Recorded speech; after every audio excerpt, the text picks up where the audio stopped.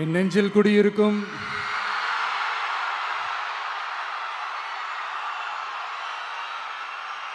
கரூர் சொந்தங்கள், உங்கள் அனைவருக்கும் என்னுடைய வணக்கம்.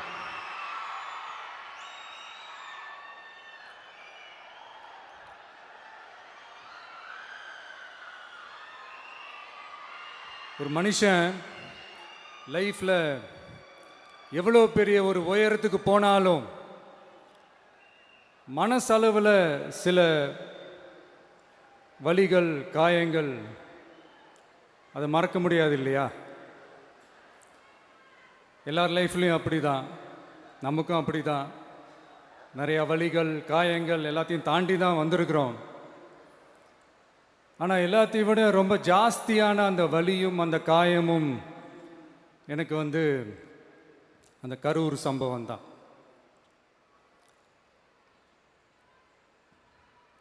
மக்களை சந்திக்கணும், மக்கள் பிரச்சனைகளை எடுத்து பேசணும்.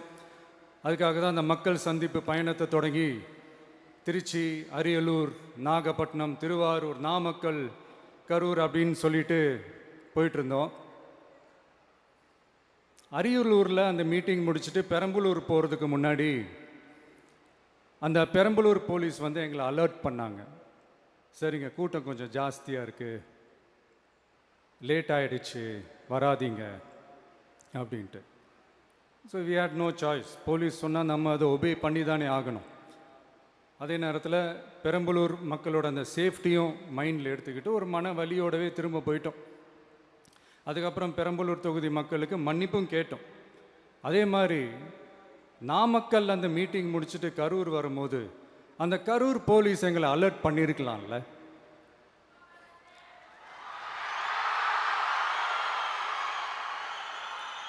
இல்லை சார், இங்கே எதிர்பார்த்ததை விட கொஞ்சம் கூட்டம் அதிகமாக இருக்குது, கண்ட்ரோல் பண்ண முடியல, வராதிங்க. அண்ட் போலீஸ் நினச்சா அவங்க அந்த மீட்டிங்கே கேன்சல் பண்ணலாம். ஏதோ தப்பாக இருக்குது, ஏதோ தப்பாக தோணுது அப்படின்னு நினச்சிட்டாலே they have all the rights to cancel the meeting. எங்ககிட்ட கேட்கணும்லாம் ஒன்றும் அவசியமே கிடையாது. ஆனால் அதையெல்லாம் எதுவுமே செய்யாமல் அந்த ஹைவேல இருந்த அந்த ஸ்பாட்டுக்கு போலீஸே எங்களை உள்ளே கூட்டிகிட்டு வந்து விட்டு அந்த நாடகம்லாம் இருக்குது பாருங்க.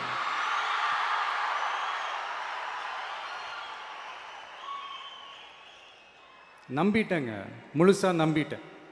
அன்றைக்கி இருந்த அந்த கரூர் போலீஸ் பேசும்போது தேங்க்ஸ்லாம் சொன்னேன் அவங்களுக்கு. எனக்கு தெரியாது இப்படி ஒரு நாடகம் நடக்கும். இதுக்கெல்லாம் யார் காரணம்? இதெல்லாம் யார் சொல்லி செஞ்சது?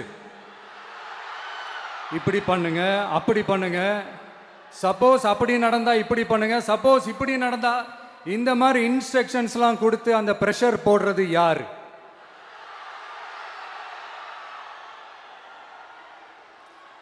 அந்த சம்பவத்தில் நம்ம யாரெல்லாம் இழந்திருக்கோம் தெரியுமா? ஒரு டிவியில் என் படமோ பாட்டோ வந்துச்சுன்னா, அம்மா விஜய் மாமா, அம்மா விஜய் மாமா அப்படின்னு சொல்லி அவங்க அம்மா கிட்ட சிரிச்சுக்கிட்டு அந்த டிவி ஸ்க்ரீனை போய் தொட்டு முத்தம் கொடுத்துக்கிட்டு என் அக்கா தங்கச்சிங்களோட தங்க பிள்ளைகளை இழந்திருக்கோம்யா. மழலை கூட சரியா வராதப்போ ஒரு பேப்பர் மேகசினில் என் ஃபோட்டோவை பார்த்தா அது சிரிச்சுக்கிட்டு அந்த கள்ளங்கபடம் இல்லாத அந்த சிரிப்பு, அந்த கடவுள் மாதிரி இருக்கிற அந்த பச்சை பிள்ளைங்களை இழந்திருக்கோம்யா. என் அக்கா தங்கச்சி, அண்ணன், தம்பி, குடும்ப உறவுகளை இழந்து அந்த வலியோட இருக்கிற என்ன நீங்கள் ஏளனமாக பேசுகிறீங்களா? என் மேலே பழிய தூக்கி போடுறீங்களா? இப்படி ஒரு சம்பவம் நடந்துருச்சு. இது ஏன், எதனால், அதுக்கான பின்னணி என்னன்ட்டு அந்த வலியோட வீட்டில் உட்கார்ந்துட்டு இருக்கிற ஓடி ஒளிஞ்சிட்டான்னு வர சொல்கிறீங்களா? வாயின்னு முன்ன இருந்தா என்ன வேணாலும் பேசுவீங்களா?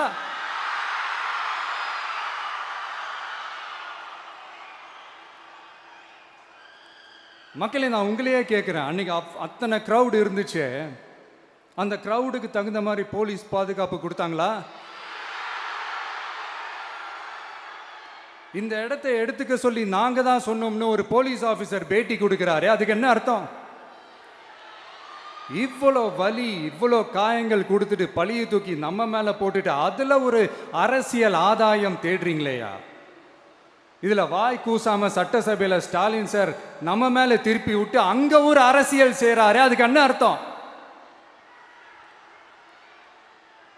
நமக்காக வந்திருக்கிற மக்களை காக்க வைக்கிறதுக்கு நான் ஒன்றும் ஆதாயம் தேடுற அரசியல்வாதியெல்லாம் கிடையாது. மக்களுக்காக அரசியலுக்கு வந்தவன் இந்த விஜய். எனக்காக எல்லாமும் கொடுத்த என் மக்களுக்காக எல்லாத்தையும் விட்டுட்டு மக்களுக்காக மட்டுமே அரசியலுக்கு வந்தவன் இந்த விஜய். அவங்களுக்காக நன்றி கடன் செலுத்துறதுக்காக மட்டுமே அரசியலுக்கு வந்தவன் இந்த விஜய். உங்களுக்கு தான் இந்த விஜயை பத்தி நல்லா தெரியுமே. ஆனா நம்ம எல்லாருக்குமே இத்தனை வலிகள் காயங்கள் கொடுத்தவங்களுக்கு இந்த 2026 தேர்தலில் தக்க பதிலடி கொடுத்துட்டீங்க. ஆனா அது மட்டுமே பத்தாது மக்களே, அது மட்டுமே பத்தாது. காலகாலத்துக்கும் எழுந்திருக்கவே முடியாத அளவுக்கு நிரந்தரமான ஒரு பதிலடியை நீங்க கொடுத்துக்கிட்டே இருக்கணும்.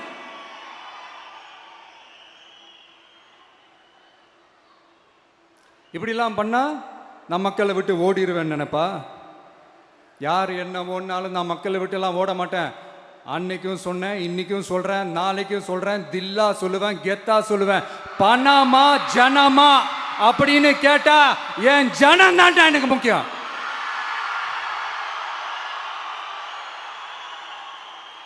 மக்களே, உங்களை விட எனக்கு இந்த காசு பணம் முக்கியமா என்ன? இவ்வளோ குறைகள் நம்ம மேல சொல்றாங்களே, இப்போ நான் சொன்ன மாதிரி அவங்களால ஓப்பனா சொல்ல முடியுமா? அந்த தில்லு இருக்கா, திராணி இருக்கா? ஒரு கிடையாது. ஆனா நம்ம மக்கள் அமைச்சு கொடுத்த நம்ம அரச குறைகள் மட்டும் டிசைனா மாடல் மாடலா குறைகள் மட்டும் சொல்லுவாங்க. ஒவ்வொரு டிபார்ட்மெண்ட்லயும் அந்த பார்ட்டி ஃபண்ட், அந்த கட்சி நிதின்ற பேர்ல அடிக்கிற கொள்ளையெல்லாம் இந்த தீய சக்தியா இருக்கட்டும், தீந்து போன சக்தியா இருக்கட்டும், ரெண்டு பேரும் மாறி மாறி இதே தான் செஞ்சிட்டு இருக்கிறாங்க. இதுல ஒரு ஹைலைட் காமெடி என்னன்னா, சட்டசபையில் பேசும்போது பார்ட்டி ஃபண்டுன்னு தான் சொன்னேன். அது எந்த பார்ட்டி, என்ன ஃபண்டு, யாரு, என்ன பேரு எதுவுமே சொல்ல. பார்ட்டி ஃபண்டுன்னு சொன்னவனை எடுத்தாங்க பாருங்க ஒரு ஓட்டம். எனக்கே ஃபர்ஸ்ட் புரியல, ஏன்பா ஓடுறாங்க? அப்படி என்ன நம்ம இப்போ சொல்லிவிட்டோம். அதான் அந்த குற்றம் உள்ள நெஞ்சுக்கு தான் குறுகுறேங்கும். இது எப்படி இருக்கு தெரியுமா? எங்க அப்பா பீரோக்குள்ள இல்லை, எங்க அப்பா பீரோக்குள்ள இல்லை அப்படின்னு சொல்ற மாதிரி. ஐயோ, ஏன் கேட்குறீங்க? இவங்களோட செம்ம கூத்தா இருக்குங்க, செம்ம ஃபன்னா இருக்கு. சென்னையில் ஒரு பாலம் கட்டுறதுக்காக நார்மலாக ஆகிற செலவை விட அதிக செலவில், கிட்டத்தட்ட டபுள் மடங்கு செலவில் ஒரு டெண்டர் ஒன்று விட்டுருக்குறாங்க. அதையெல்லாம் தோண்டி எடுத்து அதெல்லாம் இப்போது கண்டுபிடிச்சி கேன்சல் பண்ணியிருக்கிறோம். இன்னும் எத்தனை கோடி ஊழல், எத்தனை லட்சம் கூடல் தோண்ட தோண்ட வருமோ எங்களுக்கே தெரில. ஒவ்வொரு முகமுடியாக கிழியுது. ஐயோ, இந்த விஜய் ஒவ்வொரு கதையாக எடுத்து வெளியில் விட்டுருவான் போலேன்ட்டு திரும்புகிற பக்கம்லாம் கதறல் கதறல் கதறல். காதலேருந்து ரத்தம் வராத குறை. ஆமாம், இப்படி ஊழல்லே ஊறி போனவங்க இப்படி தான் இருப்பாங்க. இந்த 50-55 நாட்களில் அங்கே செஞ்ச சில விஷயங்கள்லாம் சட்டசபையிலே எடுத்து சொன்னேன். பட் இங்கே ஒரு சில விஷயங்கள் சொல்லணும்னு நினைக்கிறேன். இந்த மின்சாரத்துறையில் இதுக்கு முன்னாடி போட முடியாமல் இருந்த அந்த பதவி உயர்வை வந்து இப்போ தான் எங்களால் போட முடிஞ்சுது.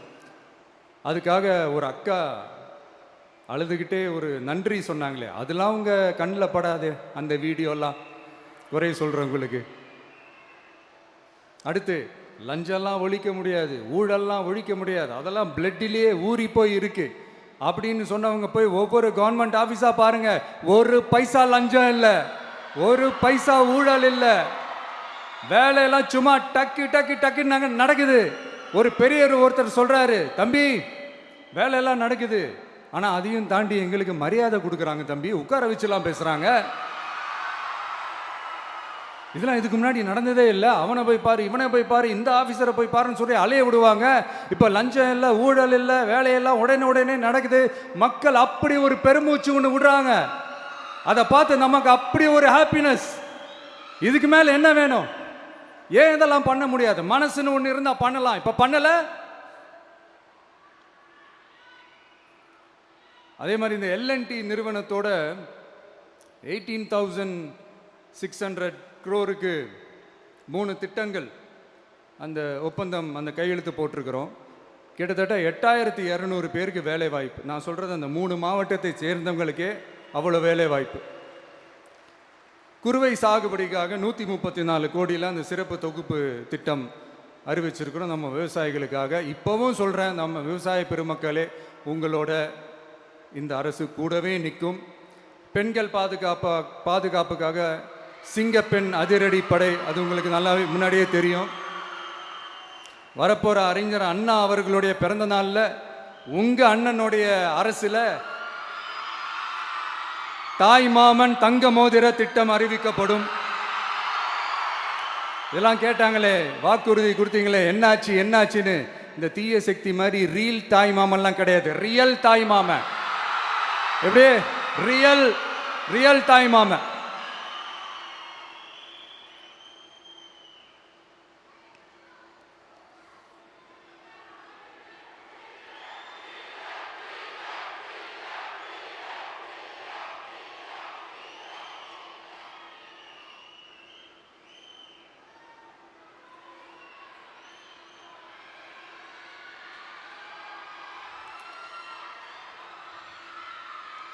இந்த தீய சக்தியை பற்றி, அவங்க நிர்வாகத்தை பற்றி ஒரு வெள்ளை அறிக்கை ஒன்று வெளியிட்டோம்ல, அது ஷார்ட் அண்ட் ஸ்வீட்டாக சொல்லணுன்னா, ஒரு ஓட்ட பாத்திரத்துக்குள்ளே தண்ணி ஊற்றிக்கிட்டே இருந்திருக்கிறாங்க. பாத்திரம் எம்டியாகவே இருந்திருக்கு, ஆனால் ஊற்றின தண்ணி தான் எங்கே போச்சுன்னு தெரில. கடவுளுக்கு தான் வெளிச்சம். அது மாதிரி இப்போ நம்ம சொன்னதெல்லாம் சும்மா ஒரு சாம்பிள் தான். இன்னும் வரப்போகிற நாட்களில் உங்கள் அரசனுடைய அந்த விஸ்வரூபத்தை நீங்கள் பார்ப்பீங்க. அடுத்து வாயத்துறங்க சிஎம். அடாடா, உங்கள் சிஎம் நெஞ்சிலேயே குத்திட்டு வந்தீங்க பாருங்க, அதெல்லாம் வேற லெவல். பேசுங்க பேசுங்கன்றீங்க, பேசுனா எந்திரிச்சு ஓடிடுறீங்க. இனிமேல் பேச ஆரம்பிக்கிறதுக்கு முன்னாடி என்ன பண்ணணும் அப்படின்னா, ஒரு நண்பர் ஒருத்தர் சொன்னார், மாண்புமிகு பேரவைத் தலைவர் அவர்களே, எல்லா டோரையும் இழுத்து லாக் பண்ணுங்க அப்படின்னு சொல்லிட்டு தான் பேச ஆரம்பிக்கணும் போல் இருக்கு. ஏன்னா பேசிருக்கும் போது எந்திரிச்சு ஓடிடுறாங்க. 5 நிமிஷம் பேசுனதுக்கே குளத்தூரில் கொத்து பரோட்டா போட்டாங்க. இதுக்கு மேலே பேசினா மொத்தமாக முடிஞ்சிடும், பார்த்துக்கங்க. நாம் அரசியல் பேசினா விஜயெல்லாம் அரசியல் பேசலாமா அப்படிங்கிறது. சரிப்பா, நமக்கு எதுக்கு வம்பு, நம்ம பாட்டுக்கு நம்ம வேலையை பார்ப்போம், எதுக்கு அவங்கள பற்றி பேசிக்கிட்டு அப்படின்னு இருந்தால் விஜய்க்கு அரசியலே பேச தெரில அப்படிங்கிறது. இப்படியே மாறி மாறி மேகதாது அணையை பற்றி என்ன தெரியும், விஜய் அதை பற்றி பேசலை. இப்படி நம்ம அரசியலுக்கு வந்ததுலேருந்தே ஒரு கூட்டம் குறை மேலே குறையா சொல்லிக்கிட்டு, பாட்டுக்கு பாட்டு கச்சேரி எங்களுக்கும் பண்ண தெரியும், பண்ணலாமா? இந்த மேகதாது அணை சம்பந்தமான அந்த வழக்கில் தமிழ்நாட்டோட பெட்டிஷனை சுப்ரீம் கோர்ட் எப்போ ரிஜெக்ட் பண்ணுச்சு? அப்போ யார் ஆட்சியில் இருந்தா? ஏன் ஒழுங்காக வாதாடல? நீங்கள் ஒழுங்காக வாதாடி இருந்தீங்கன்னா அதை ரிஜெக்ட் பண்ணியிருக்க மாட்டாங்கல்ல. ஏன் ஸ்டாலின் சார் வேணும்னே விட்டுட்டாரா? ஏன் இப்படிலாம் கேள்வி கேட்கலாமா? இப்படிலாம் கேள்வி கேட்டால் தான் மேகதாது அணையை பற்றி பேசுனதா அர்த்தமா? ஏன் அந்த ஸ்டேட்டு சிஎம் பேசுகிறாரு, நீங்கள் ஏன் பேசலை அப்படின்னா, நம்ம ஸ்டேட்டோட உரிமையை எங்கே நிலைநிறுத்தணுமோ அதுக்காக வேலை பார்க்குறது மட்டும்தான் முக்கியம். சும்மா சவால் விட்டுக்கிட்டு சீண்டிப்பார், நான் யார் தெரியுமா, தொட்டுப்பார், இப்படிலாம் பேசிக்கிட்டு இருந்தால் வேலைக்கு ஆகாது. சும்மா பேசி பேசி பிரச்சனையை வளர்த்துக்கிட்டு யார் மேலே அது பழியை தூக்கி போட்டுட்டு அப்புறம் மக்களை அம்போன்னு தெருவில் விட்டுட்டு இப்படி தான் ஒரு அரசியல் பண்ணணும்னா அந்த அரசியல் நமக்கு தேவையும் இல்லை, அதை நம்ம செய்யவும் போகிறதில்ல. Talk less work more mode தான், அதுதான் நம்ம பாலிசியே. அதனால தான் சட்டசபையில் அந்த அரசினர் தீர்மானம்னு சொல்லி ஒன்று கொண்டு வந்தோம். அது எப்படி டு டேக் இட் ஃபார்வர்ட், எப்படி கொண்டு போகணுமோ அதை சரியாக செய்வோம். சென்ட்ரல் கவர்மெண்ட்லேருந்து அந்த டீலிமிட்டேஷனை திரும்ப கொண்டு வர போகிறதா ஒரு பேச்சு ஒன்று அடிபடுது. யார் என்ன டீலிமிட்டேஷன் கொண்டு வந்தாலும் தமிழ்நாடு அது ஒத்துக்காது. நமக்கான இடத்த யாரும் பறிக்கவும் முடியாது, அது பறிக்கவும் விட மாட்டோம். இப்படி நாம் இருக்கும்போது இந்த தீய சக்தி திமுக எங்கே போய் நிற்குது, யார் கதவை தட்டிக்கிட்டு நிற்குது, அது உங்களுக்கே நல்லா தெரியும். மக்களே, இந்த தீய சக்தியும் தீந்து போன சக்தியும் வேறலாம் இல்லை, கூட்டு களவாணிங்க. சொல்ல முடியுமா அவங்களால? எங்களுக்குள்ள ஒட்டும் இல்லை, உறவும் இல்லை, அறிவிக்க முடியுமா? நிரூபிக்க முடியுமா? இந்த வரப்போகிற இடைத்தேர்தலில் அதை நிரூபித்து காட்டுங்க, அப்புறமா பேசுங்க. மக்களை, என் மனசை விட்டு கரூர் எப்பவும் நீங்கவே நீங்காது. நமக்கு ஏற்பட்ட வேதனையான சம்பவத்தை, நமக்கு எதிராக நடந்த சதிய சூழ்ச்சிய இனி வர்ற ஜென்ரேஷனும் அவங்களுக்கு தெரியப்படுத்தணும்ல. அதுக்காகவே இனி ஒரு அரசியல் சதிய, அரசியல் சூழ்ச்சிய யாரும் யோசிக்கவே கூடாதுன்றதுக்காகவே கரூர்ல ஒரு நினைவு சின்னத்தை நம்ம டிவிகே சார்பா அமைக்கப்படும் அப்படின்றத அறிவிக்கிறோம். அப்புறம் கரூர்ல இருந்து ஒட்டுமொத்த தமிழ்நாட்டு மக்களுக்கும் சொல்றேன், உங்க டிவிக்கு அரசு உங்களுக்காகத்தான் உழைக்கும். அடிப்படை வசதிகளை முதல்ல நிறைவேற்றணும். ஒரு பக்கம் நிதி நிலைமையை சரி செஞ்சுக்கிட்டே, இன்னொரு பக்கம் அப்படியே நாம் சொன்னதில் ப்ரையாரிட்டி பார்த்து ஒவ்வொன்றா படிப்படியாக நிறைவேற்ற ட்ரை பண்ணுவோம். இது எப்பவும் உங்களுக்கான அரசாக தான் இருக்கும். இந்த விஜய் உங்கள் விஜயாக தான் இருப்பான். நீங்கள் உரிமையோட உங்கள் கவர்மெண்ட்டை நீங்கள் அணுகலாம். இந்த தீய சக்தி ஆட்சி முடிஞ்சு பொட்டிக்குள்ளே போனதுலேருந்து என்னென்னமோ பண்ணுறாங்க, இது ஏதோ பேசுகிறாங்க, சோஃபாங்கிறாங்க, வாஷிங் மிஷினுங்கிறாங்க. இந்த அரசியல் வியாபாரம் பண்ணுறதுக்கான அந்த வெண்டிங் மெஷினே அவங்க தான். யார்? இந்த திமுக. இதில் நம்மளை பார்த்து வாஷிங் மிஷினுங்கிறாங்க. எலெக்ஷனில் ஓட்டுக்கு காசு கொடுக்குற அந்த கலாச்சாரத்தையே, அந்த கல்ச்சரை அடித்து நொறுக்கி இருக்கிறோம். எலெக்ஷன்லேயே அப்படி வேலை பார்த்த நமக்கு எதுக்கு இந்த குதிரை, கழுதை, ஒட்டக பேரெல்லாம்? மக்களின் பக்கம் அப்படி இருக்கும்போது நமக்கு எதுக்கு இந்த பேரெல்லாம்? இந்த திருட்டு திமுக ஆட்சியை வச்சுக்கிட்டு ஊரடிச்சு ஒலையில போட்டு இந்த கொள்ளையை அடிச்சதுனால தான் உங்க கரூர் கம்பெனி ஓனர் ஒருத்தர் எங்க எங்க இருக்காருன்னே தெரியாம ஓடு ஓடு ஓடு ஓடு ஓடு ஓடு ஓடு ஓடு வராம் பாரு வேட்டக்காரன் ஓடினே இருக்கிறாரு. இன்னொருத்தர் ஃபாரின்ல போய் ஒளிஞ்சுக்கிட்டார். ஃபாரின் ஸ்டாலின் சார்ன்னு நினச்சிட போறீங்க, அவர் இல்லை. எனக்கு எப்பவுமே ஸ்டாலின் சார் மேல ஒரு தனி பாசம் ஒன்று உண்டு. அவர் கிடையாது, இவர் வேற. சிங்கப்பூருக்கு செக்கப்புக்கு போனார்ல அவரு. இன்னும் தோண்ட தோண்ட எத்தனை பேர் மாட்ட போறாங்களோ தெரில. உங்ககிட்ட யாராவது லஞ்சம் ஏதாவது கேட்டாங்கன்னா கொடுக்க முடியாது சொல்லுங்க, நான் இருக்கேன் உங்களோட. அப்படியே யாராவது ஃபோர்ஸ் பண்ணாங்கன்னா இது எங்க மகன், எங்க புள்ள, எங்க அண்ணன், எங்க தம்பி, எங்க விஜய், எங்க விஜயோட ஆட்சின்னு ஸ்ட்ராங்கா சொல்லுங்க. மக்களை, நீங்க கூட இருக்கும் போது லஞ்ச ஊழல் மட்டும் இல்லை, அதிகாரத்தை வச்சு ஆட்டம் போடுற யாரா இருந்தாலும் அடங்கிடுவாங்க. இந்த கடமை, கண்ணியம், கட்டுப்பாடுன்ட்டு ஒரு காலத்துல கொள்கையோடு இருந்த கட்சியெல்லாம் இன்னைக்கு எப்படி இருக்கான்னு உங்களுக்கே தெரியும்.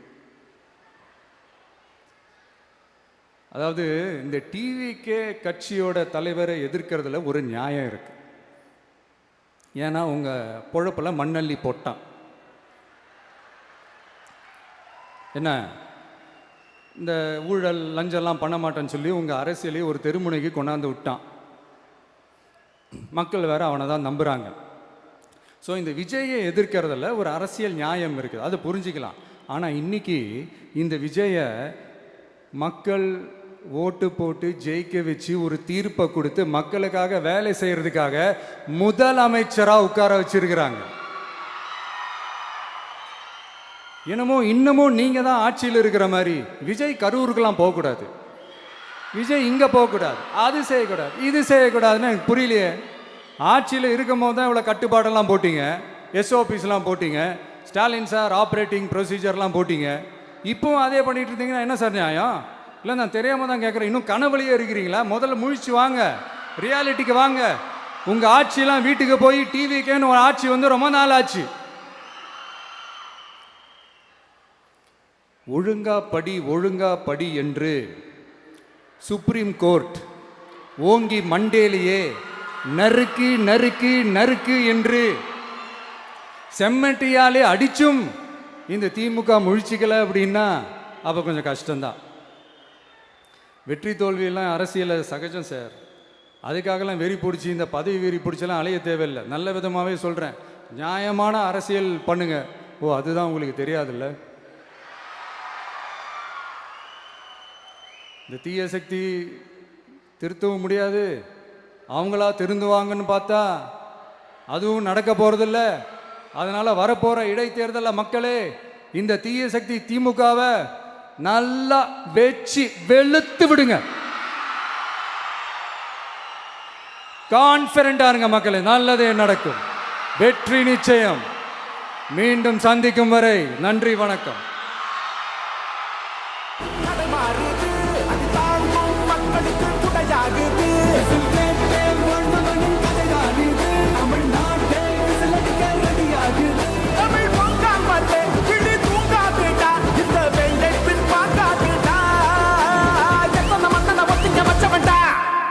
நான் தன்னந்தனியாளு, நீ நம்ம பாரு.